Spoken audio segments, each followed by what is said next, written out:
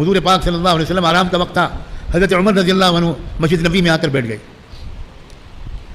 دوپہر کا تھوڑا سا وقت ہوتا تھا، ظہر کی نماز اول وقت پڑھی جاتی تھی اللہ کے رسول کے زندگی میں، اس کے بعد تھوڑا آرام کرنے کا وقت ہوتا تھا، کیونکہ تہجد کے وقت کے اٹھے ہوئے ہوتے تھے تو ظہر تک بہت تھک جاتے تھے، تو ظہر کے بعد تھوڑا آرام کرنا یہ سنت تھا. اس وقت مسجد خالی ہوتی تھی. حضرت عمر اس وقت مسجد میں آ کر بیٹھ گئے. تھوڑی دیر کے بعد حضرت صدیق اکبر بھی مسجد میں آ گئے. تو حضرت صدیق اکبر نے حضرت عمر سے پوچھا، عمر اس وقت مسجد میں کیسے ہو؟ تو حضرت عمر کھڑے ہوئے ان کے احترام میں، نگاہیں نیچی تھی.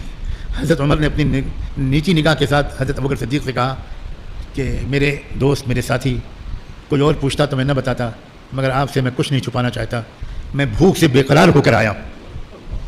حضرت صدیق اکبر نے حضرت عمر فاروق کے کندھے پر ہاتھ رکھا اور ہاتھ رکھ کر اللہ کے رسول کے حجرے کی طرف اشارہ کرتے ہوئے کہا، والذی بعث صاحبنا بالحق ما اخرجنی الا ما اخرجک. ابوبکر صدیق نے کہا، سرکار دو عالم کو بھیجنے والے رب کی قسم کھا کے اے عمر کہتا ہوں، جس بھوک سے پریشان ہو کر تم آئے ہو اسی بھوک سے پریشان ہو کر میں آیا. اب یہ دونوں بھوکے، سوچو ذرا، اب یہ بیٹھے ہوئے تھے کہ کیا کریں، اللہ سے مانگ رہے، اللہ 2 لقمے بھیج دیجئے، کب سے کچھ پیٹ میں گیا نہیں ہے. اتنے میں حضور پاک صلی اللہ علیہ وسلم حجرے مبارک سے باہر نکلے اور اپنے ان دونوں چہیتوں کو دیکھ کر کہا کہ تم لوگ اس وقت کیسے، یہ تو تمہارے آنے کا وقت نہیں تھا. تو صدیق اکبر کی باری تھی، سر جھکایا، نگاہیں جھکائیں، کہا آقا آپ سے کچھ نہیں چھپانا، ما اخرجنا الا الجوع، ہم دونوں بھوک سے بے تاب ہو کر نکلے. اب سنو، کلیجے پر ہاتھ رکھ کے سنو. حضور نے دونوں کے کندھوں پر ہاتھ رکھا، کہا والذی بعثنی بالحق ما اخرجنی الا ما اخرجکما. تو اللہ کی قسم کھا کے کہتا ہوں کہ جس بھوک سے بے تاب ہو کر تم دونوں آئے ہو، میں بھی اسی بھوک سے بے چین ہو کر باہر آیا. سامنا کریں گے ہم لوگ اللہ کے رسول کا؟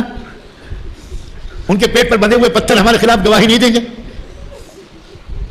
شاندار کھانے کھا رہے ہو، شاندار شربت پی رہے ہو، بہترین بستروں پر سو رہے ہو، اور جاہلیت چھاتی چلی جا رہی ہے، اور تمہارے دل و دماغ پر کوئی غم کا بوجھ نہیں ہے، تم کوئی ذمہ داری محسوس نہیں کرتے، تم اپنے بچوں کی صحیح تربیت نہیں کرتے.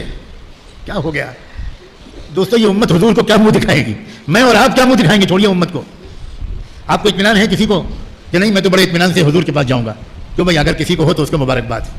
میں نے تو روواں کانپ رہا ہے.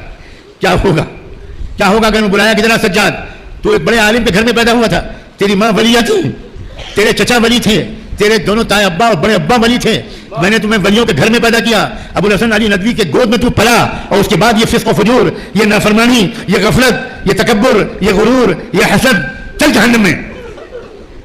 خذوه فغلوه ثم الجحیم صلوه ثم في سلسلة ذرعها 70 ذراعا فاسلكوه